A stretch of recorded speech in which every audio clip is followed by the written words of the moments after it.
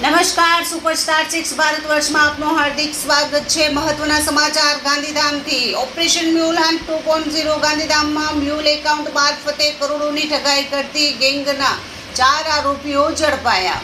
પૂર્વ Kutch cyber crime પોલીસને operation mule hunt 2.0 હેઠળ મોટી સફળતા મળી છે, જેમાં ગાંધીધામમાં મ્યુલ એકાઉન્ટ મારફતે કરોડોની ઠગાઈ કરતી ગેંગના 4 આરોપીઓ ઝડપાયા છે। સાયબર ક્રાઇમના માધ્યમથી જેમાં ઇન્વેસ્ટમેન્ટ ફ્રોડ હોય, ઓનલાઈન ગેમિંગના ફ્રોડ હોય, એપીકે ફાઇલ્સના ફ્રોડ હોય, એ રીતે કરીને અલગ અલગ રીતે એક આખું કૌભાંડ આચરવામાં આવ્યું છે, જેમાં સાયબર ક્રાઇમની ટીમ દ્વારા આજે લોકો બધા સંડોવાયેલા હતા એમાં કુલ અત્યાર સુધીમાં 8 લોકોની જે છે ઓળખાણ થઈ છે, જે આ બધા જે મ્યુલ અકાઉન્ટ્સના ઓવરઓલ નેટવર્કમાં સંડોવાયેલા હતા।